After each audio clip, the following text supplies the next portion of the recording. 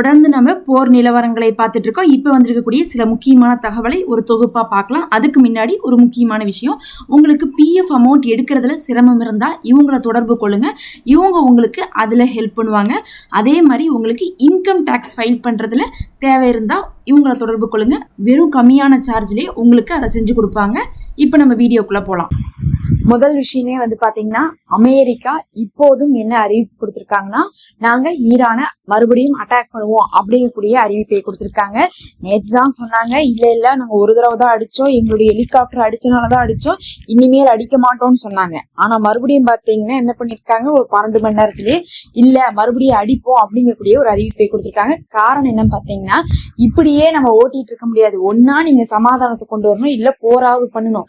நீங்க சமாதானமும் கொண்டு வர மாட்டேங்கிறீங்க, கையெழுத்தும் அவங்க போட மாட்டேங்கிறாங்க, பத்தாவதுக்கு நீங்க சண்டைக்கும் போக மாட்டேங்கிறீங்க. இப்படி இதுக்கு மேல இழுக்க முடியாது அப்படிங்கக்கூடிய ஒரு அழுத்தம் இருப்பதாக சொல்லப்படுது.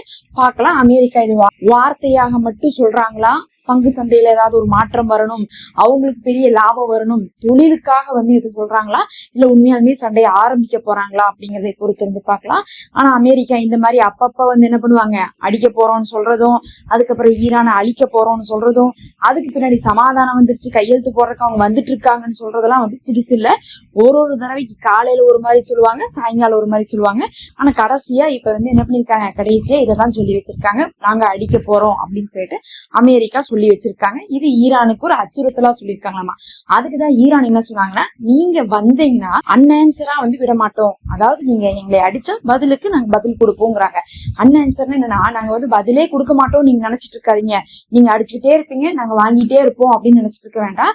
நீங்க என்னதான் ஒரு தடவை அடிச்சாலும், சாம்பிளுக்கு அடிச்சாலும், லைட்டா அடிச்சாலும் நாங்க திருப்பி அடிக்கதான் செய்வோம். அதுக்கு ஒரு ஒத்திகையா தான் இப்ப என்ன பண்ணிருக்கோம், உங்களுக்கு கடைசியா கூட என்ன பண்ணிருக்கோம், அடியெல்லாம் கொடுத்துருக்கோம்னு சொல்லியிருக்காங்க. அதாவது ஈரானுடைய பதில் என்னன்னா, நீங்க என்ன வேணா முடிவெடுங்க, ஆனா பதிலுக்கு அதுவே எங்கள்கிட்ட எதிர்பாருங்க அப்படின்னு இருக்காங்க. நீங்க அடிப்பேன்னு சொன்னா நாங்களும் உங்களை அடிப்போம் அப்படிங்கறதுதான் இப்ப ஈரானுடைய கடைசி வார்த்தையாக சொல்லி அவங்களும் முடிச்சு வச்சிருக்காங்க. அதுலயும் பாத்தீங்கன்னா, ஈரானுடைய மக்கள் இன்னுமே அமெரிக்காவை அடிக்கிறதான் சப்போர்ட் பண்ணிருக்காங்க. அடுத்து இன்னும் ரொம்ப முக்கியமான விஷயம் பார்த்தா, நேத்தே ஈரான் என்ன அறிவிச்சிட்டாங்கன்னா, போதும் நாங்க பொறுத்திருந்ததெல்லாம் இனிமேல் எங்களுக்கு ஹார்மோஸ் மட்டும் கிடையாது, செங்கடல் வரி இருக்கக்கூடிய அனைத்துமே எங்களுடைய கண்ட்ரோல் தான், எங்களிடத்துல நீங்க காசு கட்டிட்டு தான் போகணும் அப்படின்னு சொல்லிட்டாங்க. இத பார்க்கும் போது பேசாம இருந்த சங்கம் ஊதி கெடுத்துட்டாங்கன்னு தான் சொல்லணும். அமெரிக்கா என்ன பண்ணிருக்காங்க, முதல்ல இந்த ரமலான் மாதம் நடக்கும் போதே, அதாவது 10 நாள் நடக்கும் போதே போற ஆரம்பிச்சாங்க. ஆரம்பிக்கிறதுக்கு முன்னாடி வரை ஹார்மோன்ஸ்ல எல்லாரும் ஃப்ரீயா தான் போனாங்க, ஃப்ரீயா தான் வந்தாங்க, காசெல்லாம் கட்டல. ஆனா ஆரம்பிச்சதுக்கு பிறகு ஹார்மோன்ஸ மூடினாங்க ஈரானு. அதை ஆல்ரெடி வான் கொடுத்துருந்தாங்க, நாங்க வான் பண்றோம், கண்டிப்பா ஹார்மோன்ஸ மூடுவோம்னு சொல்லியிருந்தாங்க. சொல்லியும் தான் இவங்க அடிச்சாங்க. அடிச்சதுக்கு அப்புறம் தான் மூடினாங்க. மூடினதுக்கு பிறகு இப்ப காசை வாங்கிட்டு என்ன பண்றாங்க, விட்டுட்டு இருக்காங்க. யார் விடுறாங்கன்னா, ஈரான் விடுறாங்க. அப்ப ஈரானுக்கு தான் என்ன பண்ணிட்டு இருக்காங்க, காசு கட்டிட்டு எல்லா நாட்டுடைய கப்பலும் வருது. அதனாலதான் நமக்கு பொருள் எல்லாம் என்ன இருக்கு, விலை ஏறி கிடக்குது. இது ஹார்மோஸ்ல தான் அப்படின்னு சொல்லிட்டு பாத்தீங்கன்னா, ஹார்மோஸ் மட்டும் இல்ல, அங்கிருந்து பாத்தீங்கன்னா பாபல் மந்தல் வரையும், அதாவது செங்கடல் வரையும் இருக்கக்கூடிய அத்தனை ஏரியாவுக்கு இதே ரூல்ஸ் தான் அப்படின்னு இப்ப இருக்காங்க. அப்ப அங்கிருந்து கடந்து வரும் போதே என்ன பண்ணுவாங்க, ஃபுல்லா இவங்க கண்ட்ரோலுக்கு கொண்டு வர போறாங்க. அங்கங்க என்ன பண்ண போறாங்க, காசு வசூல் பண்ண போறாங்க. ஏற்கனவே ஓமானும் அதுக்கப்புறம் ஈரானும் சேர்ந்துதான் இந்த ஹார்மோஸ்ல காசு வாங்குறாங்க. காரணம் என்னன்னா, ஓமானுடைய அந்த நிலப்பரப்பும் ஈரானுடைய நிலப்பரப்பும் அப்படி ஒட்டுனாப்புல இருக்கும். அதனால இவங்க மட்டும் வசூல் பண்ண முடியாது, அவங்களும் சேர்ந்துதான் வசூல் பண்ணுவாங்க. ஷேர் பண்ணிக்கிறாங்க, எங்களுடைய நிலப்பரத்துக்கு தகுந்த மாதிரி நாங்க எடுத்துக்கிறோம், நாங்க ஒரு 60%, நீங்க ஒரு 40% எடுத்துக்கோங்கன்னு சொல்லிட்டு ஷேர் பண்ணிக்கிறாங்க. அந்த சமயத்துல இப்ப என்ன சொல்லிருக்காங்க, செங்கடல் வரின்னு சொன்னா அப்போ ஓமான் எப்படி ஈரானோட ஷேர் பண்றாங்களோ அது மாதிரி ஏமனோடையும் என்ன பண்ணுவாங்க, ஷேர் பண்ணிப்பாங்க. அப்ப ஈரான், ஓமன், அதுக்கப்புறம் ஏமன், இதெல்லாம் லைனா அங்க இருக்கு பாருங்க. எல்லா ஏரியாலையும் இனிமேல் காசு வசூல் பண்ணுவோம் வேற அறிவிச்சிருக்காங்க. தேவையா இவங்களுக்கு அப்படிங்கிற மாதிரி இருக்குது. இவங்க பாட்டு ஆரம்பிச்சு போட்டு எங்களுக்கு ஒன்னும் அந்த பக்கம் கப்பல்லாம் வரணும்னு அவசியம் இல்லை அப்படின்னு சொல்லிட்டு அமெரிக்கா சொல்லிட்டு இருக்காங்க. ஆனா நமக்கெல்லாம் அங்கிருந்தா கப்பல் இருக்கு, காசை அங்க கட்டிட்டு வர இங்க வரக்கூடிய பொருள் எல்லாம் விலை ஏறிட்டு இருக்கு. நல்லா பாருங்க, இந்த கொஞ்ச நாள்ல இந்த போர் இந்த ரமலானுக்கு அப்புறம் தான் இந்த போர் வந்துச்சு. ஆனா கவனிச்சு பாத்தீங்கன்னா தெரியும், விலைவாசி எல்லாமே நார்மலா இருக்கக்கூடிய ஒரு ஃபாஸ்ட் ஃபுட் கடையில கூட பாத்தீங்கன்னா சிலிண்டர் தட்டுப்பாடின் காரணமாகவும் பொருள் விலைவாசி ஏறுறது எல்லாமே வந்துருச்சு. ஒரு தடவை ஏத்திட்டா இவங்களா குறைக்கவா போறாங்க, 10 ரூபா 20 ரூபான்னு சொல்லிட்டு சாதாரணமா வாங்கக்கூடிய ஃப்ரைட் ரைஸ் கூட வந்து ஏறி வச்சிருக்குது. இந்த மாதிரிதான் எல்லா பொருளுடைய விலைகளும் ஏறி கொண்டிருக்கு. இதுக்கு காரணமா இன்னைக்கு அமெரிக்கா வந்து போர் செஞ்சது மட்டும்தான் இருக்குதோ தவிர வேற எந்த ஒரு விஷயமும் ஈரானா வந்து நிர்ணயிக்கல. இவங்க போய் போர் செஞ்சதுக்கு பிறகுதான் நிர்ணயிச்சிருக்காங்க. இந்த நிலைமையில இன்னும் வந்து போர் செய்வோன்னு தான் சொல்லிட்டு இருக்காங்களோ தவிர சமாதானத்துக்கு வந்த பாடில்ல. கடைசியா ஒரு முக்கியமான விஷயம் அப்படின்னு சொல்லிட்டு பார்க்கும்போது அமெரிக்காவுடைய ஹெலிகாப்டரையும் அமெரிக்காவுடைய ட்ரோனையும் வந்து என்ன பண்ணிருக்காங்க, ஈரான் அடிச்சிருக்காங்க, அதே மாதிரி கடத்தியிருக்காங்க அப்படிங்கக்கூடிய ஒரு செய்தியை வந்து அமெரிக்கா தரப்புல சொல்றாங்க. ஃபர்ஸ்ட் வந்து பாத்தீங்கன்னா அமெரிக்கா என்ன சொன்னாங்கன்னா, எங்களுடைய ஒரு முக்கியமான ட்ரோனு அது வந்து ரொம்ப விலை உயர்ந்தது, மில்லியன் கணக்கான காசானது, ஆனா வந்து பாத்தீங்கன்னா அது கரெக்டா என்ன ஆயிடுச்சு, ஹார்மூஸ்ல வந்து தகவலை சேகரிச்சுட்டு இருக்கும்போது மிஸ் ஆயிடுச்சு அப்படின்னு இருக்காங்க. ஆனா ஈரான் வந்து பாத்தீங்கன்னா அதுக்கு பொறுப்பு கோரல.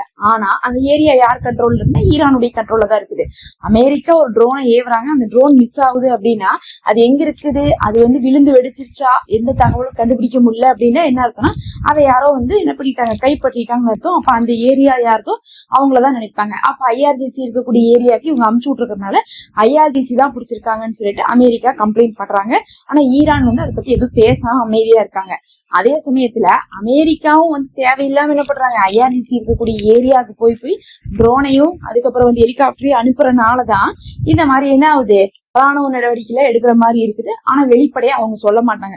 சொன்னாங்கன்னா உடனே அமெரிக்கா அதவே காரணமா வச்சு அடிக்கிறதாக இருக்கும்.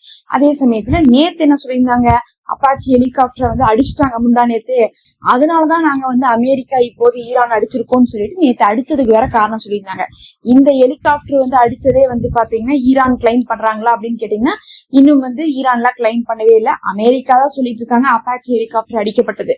அதை கூட வந்து என்ன சொல்றாங்கன்னு பாத்தீங்கன்னா ஆய்வாளர்கள்லாம், இப்ப இந்த போரை இதுக்கு மேல வந்து இப்படி சும்மாவே கொண்டு போக முடியாது, ஒன்னா ஒரு முடிவு கொண்டு வரணும், ஒன்னா அடிக்கணும் இல்ல சமாதானத்துக்கு போகணும். அந்த அடிக்கணுங்கிற முடிவு எடுத்தனாலதான் அந்த அப்பாச்சி ஹெலிகாப்டர் வெடிச்சதை கூட இவங்க சொல்லியிருக்காங்க அப்படிங்கிற மாதிரி வந்து சொல்றாங்க. ஆனா ஈரான் வந்து அது என்ன பண்ணல, இன்னும் வந்து அபிஷியலாலாம் வந்து அறிவிக்கல. ஒன்னே ஒண்ணு அறிவிச்சிருக்காங்க, அது MQ-9 ட்ரோன். அதை வந்து என்ன பண்ணிருக்காங்க, சுட்டு வீழ்த்திருக்காங்க. அது வேணா ஃபுட்டேஜே வெளியே வந்திருக்கு. அப்ப அங்கங்க என்ன ஆயிட்டு இருக்குது, இவங்களுடைய ட்ரோன்கள்லாம் வந்து உலா வந்துட்டு தான் இருக்குது. அதை வந்து என்ன பண்றாங்க, முடிஞ்ச அளவுக்கு ஐஆர்ஜிசி வந்து சுட்டு வீழ்த்துறது, ஹைஜாக் பண்றது, இந்த மாதிரியான வேலைகளை பண்ணிட்டு தான் இருக்கிறாங்க. இதெல்லாம் இல்லாமலும் பக்கத்தால் இருக்கக்கூடிய அண்டை நாடுகளும் என்ன பண்றாங்க, ஈரான் இருந்து வந்து உளவு பார்த்து சில தகவல்கள் எல்லாம் கொடுத்துட்டு தான் இருக்காங்க. அந்த ட்ரோன்களும் வந்து ஈரானுக்கு வந்துட்டு போயிட்டு இருக்கக்கூடிய மாதிரிதான் இருந்துட்டு இருக்கு. அதையும் தான் வந்து என்ன பண்றாங்க, ஈரான் வந்து வார்ன் பண்ணிட்டு இருக்காங்க, நீங்க தகவலை சேகரிச்சு கொடுத்துட்டு இருக்கீங்கன்னு சொல்லி. இப்ப வந்து பாத்தீங்கன்னா நேத்து வந்து அமெரிக்கா அடிச்சதுக்கு காரணமே வந்து ஈரான் அடிச்ச ஹெலிகாப்டர் காணாம போன ட்ரோனை தான் வந்து என்ன பண்றாங்க காரணமா சொல்லிட்டு இருக்காங்க. பொறுத்திருந்து பார்க்கலாம். இதெல்லாம் தான் இப்ப வந்து முக்கியமான தகவல்.